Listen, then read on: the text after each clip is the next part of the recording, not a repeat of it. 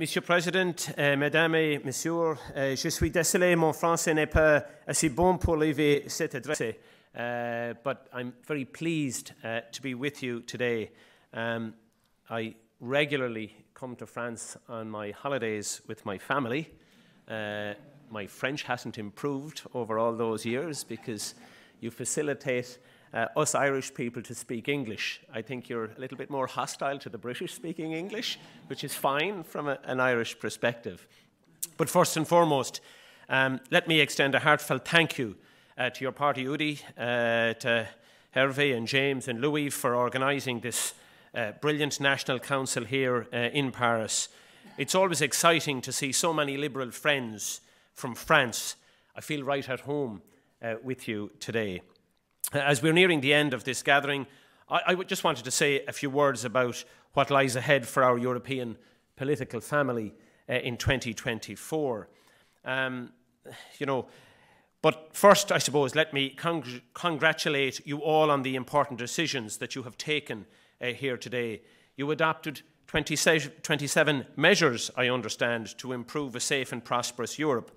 You've taken strong and innovative positions on the key issues, such as a fair and reciprocal trade system through the minor clause. And in this document, I also see reflected UDI's core identity, supporting local and regional development, something that's really important to me in my work. And on Wednesday, the ALDE party also adopted its electoral manifesto, and I would encourage you to also try to read it on our website. And I promise there will be a French version up there at the beginning of April.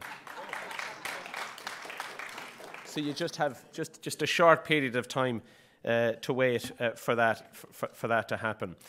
So you adopted 27 measures for 27 member states.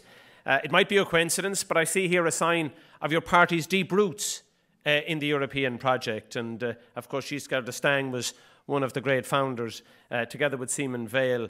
And your party here is recognising of that. So men and women that have made a huge difference in the European construction. And in 2024, hopefully, your voice will finally be back on the corridors of the European Parliament. Please know that the ALDE party, your political family in Europe, will always be there to support you and your MEPs in Brussels and indeed throughout Europe. Now let's talk about the campaign. On Wednesday, we launched our European campaign, and thank you, James, for your presence representing UDI in Brussels on that great day. My friends, we kicked off what will be a tough campaign. The Liberal political family, we have chosen to fight united under one banner, Renew Europe Now, with one lead candidate from ALDE, Marie-Agnes Strack-Zimmermann from Germany. And in the election campaign, we must talk to the citizens and not lecture them.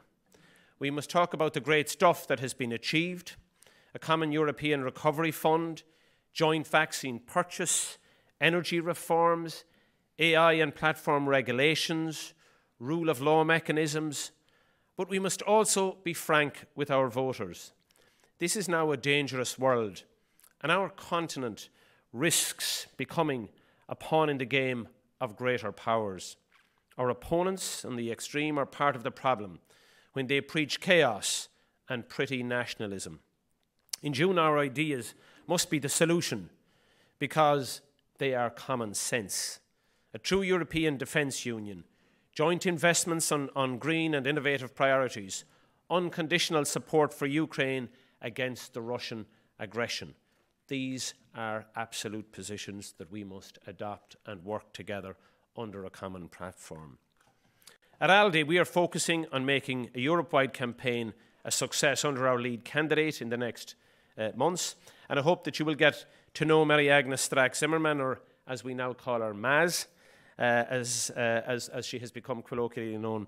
She is passionate about making Europe safer throughout the continent and to harness our geopolitical power, including in our overseas territories. She is driven by liberal values and is ready to fight for our liberal ideals. And under her leadership, we will fight this battle tooth and nail. Because the stronger we are, the more influential our liberal leaders and ideals will get at European level in the next 5 years. But this success will also depend on you. In the French political centre, you know something about tough political campaigns against nationalists and populists. And at European level, we are not through with it either. For this election, the Liberals have to fight for the centre to hold. The fight is also yours. This will determine the future of our continent, its prosperity and its security for the next 5 years. My friends, let's prove the cynics wrong and let's stand united for the future of Europe. Thank you very much.